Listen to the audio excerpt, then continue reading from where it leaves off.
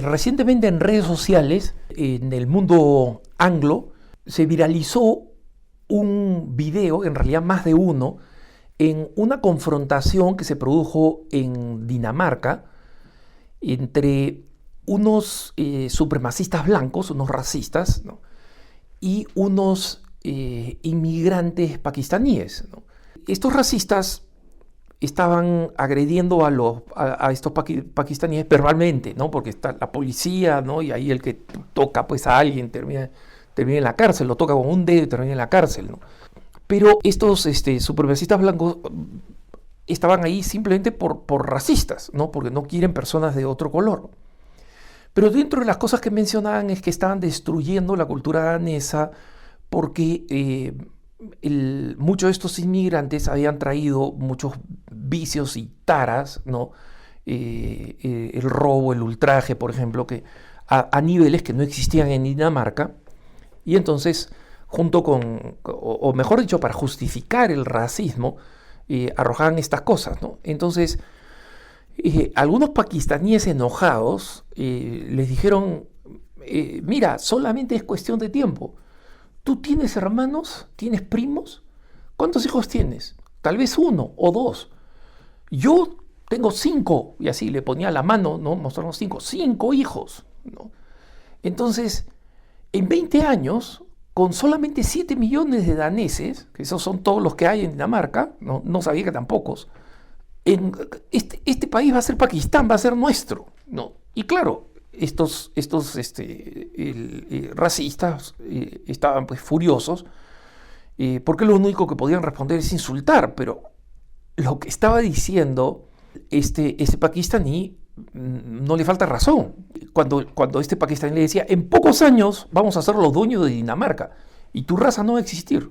Obviamente este pakistaní estaba pues irritado y frustrado con las agresiones de estos racistas, pero hermanos, la verdad es que, frase de un primer ministro británico de Israel, ¿no? Que no es invención mía, pero que varias veces he repetido, es la demografía es destino, ¿no?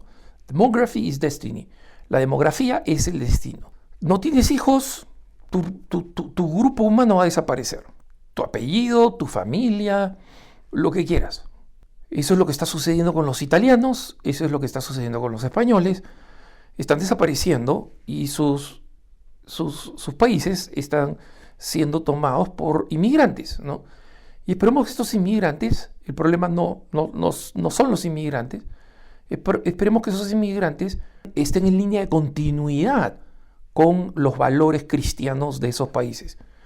Pero probablemente no lo estén, ¿no? De hecho, un cardenal italiano que ya falleció, era un cardenal que era muy poco políticamente correcto, decía, mira, si los italianos no vamos a tener hijos, entonces está bien que traigamos inmigrantes, pero no los traigamos de países que son fanáticamente musulmanes y que van a terminar revertiendo nuestra cultura.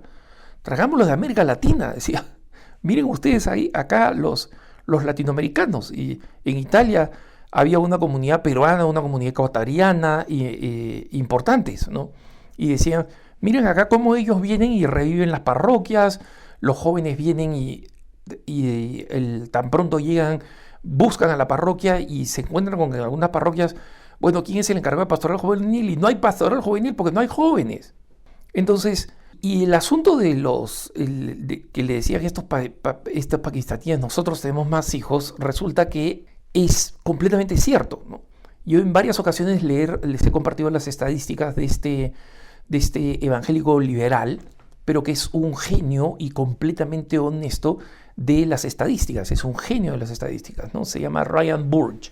Y Ryan Burge tiene todas las métricas que ustedes se pueden imaginar de los religiosos. Y yo hace poco había explicado cómo es evidente, en base a las cifras de Burge, ¿ah? Ustedes lo pueden seguir en Twitter, ¿no?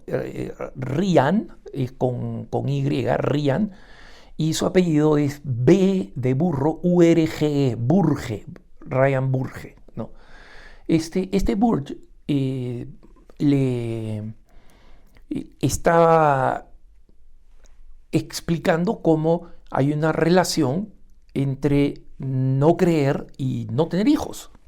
Y claro, esta creencia, esta relación de no creer y no tener hijos, yo la expliqué en un punto de vista y tuve pues ahí mi par de ateos, que están más que bienvenidos, pero lo único que comentaban es ese prejuicio religioso, ustedes son unos burros, lo que ustedes creen son mitos, lo que ustedes creen un cuento, es decir, ningún argumento frente a estas estadísticas, ¿no? Y como los ateos y los agnósticos, ¿no? Había hablado además de los agnósticos, es un punto de vista que quienes me siguen lo deben recordar porque no fue hace mucho tiempo, ¿no?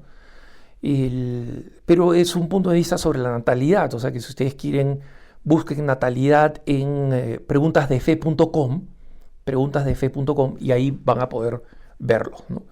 Van a poder escucharlo si quieren.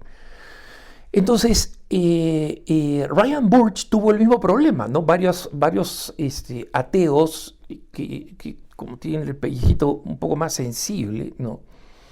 Le dijeron que era un sesgo, ¿no? Era un prejuicio anti-ateo que es el prejuicio que tienen todos los religiosos. Entonces, Ryan Burge contestó con un gráfico, ¿no? Con más cifras, que es como él habla.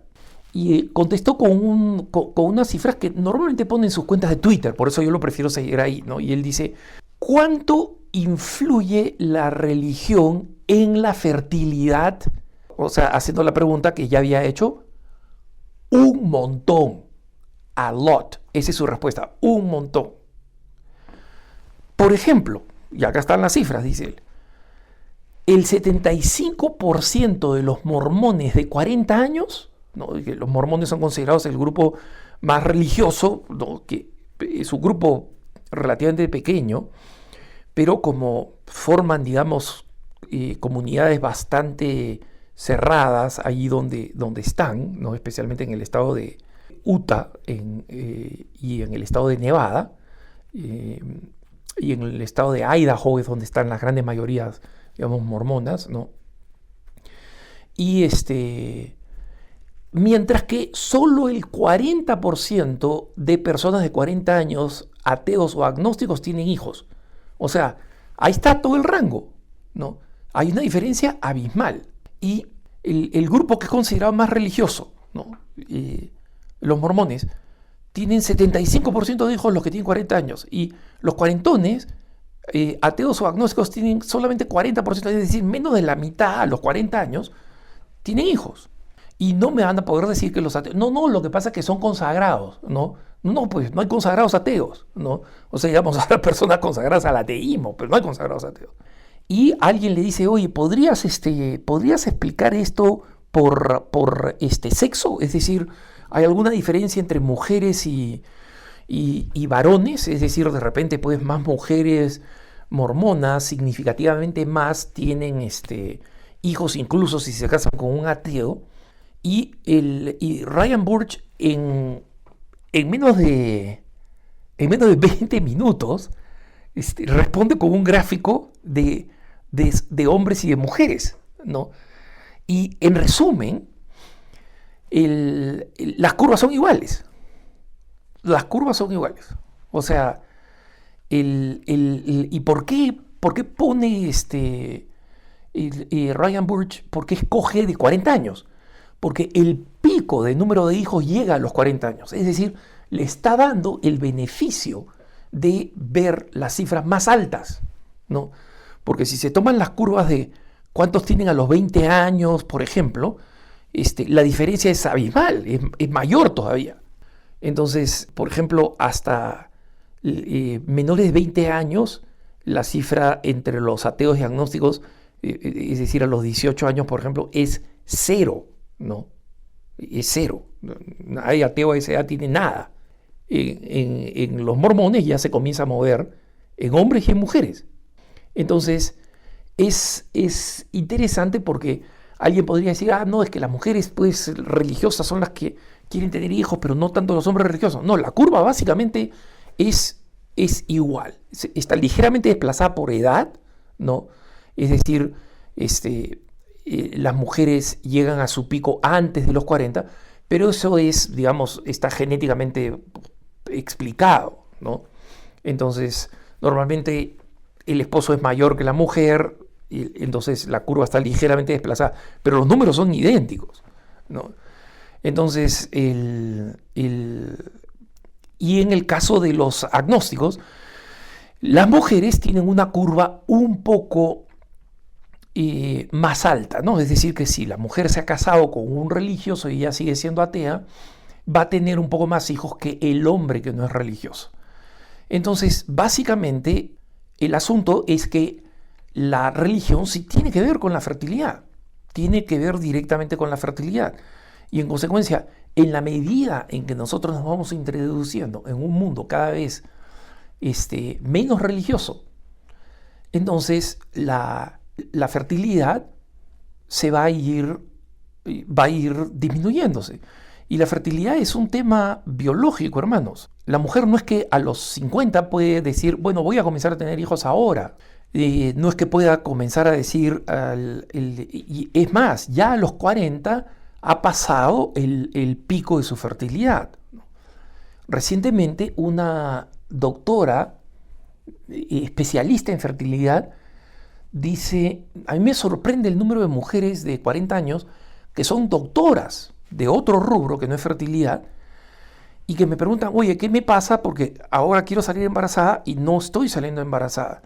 Y me sorprenden que siendo médicos, siendo doctoras, aunque digo de otro rubro, no sepan algo tan sencillo como que a los 40 años ya no estás en el pico de tu fertilidad. Entonces, que a los 40 años sigas teniendo ovulación, ¿no?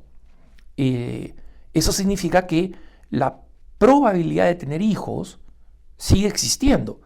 Pero esa probabilidad, comparado con tus 20, ha decaído significativamente, ¿no? La calidad, la viabilidad, no solamente de los órganos, ¿no? El útero, los ovarios, las trompas de falopio, han decaído, sino también del óvulo, ¿no? Entonces, ella decía, me sorprende que mujeres que son médicas no sepan esto, ¿no? Yo creo que esto es una cuestión que deberían saber todas las mujeres, o esperaba yo que supieran todas las mujeres, pero no es así. Entonces, si yo formo parte de una cultura que no ve, digamos, la propia vocación, como si lo dice en general las distintas religiones, pero especialmente la Iglesia Católica, el matrimonio es una vocación, y si la vocación es el llamado de Dios para tu felicidad, no hay ninguna razón, salvo excepciones particulares, y muchas, pero excepciones particulares, pero son excepciones, no hay ninguna razón para que tú pospongas el matrimonio, ¿no? Contraer matrimonio. Entonces, ese es algo que es importante hacer, ¿no? Es algo que tenemos que tener en cuenta, porque no hay ningún prejuicio contra nadie cuando hablamos estrictamente de las cifras y lo que esas cifras implican. Que tengas un buen día.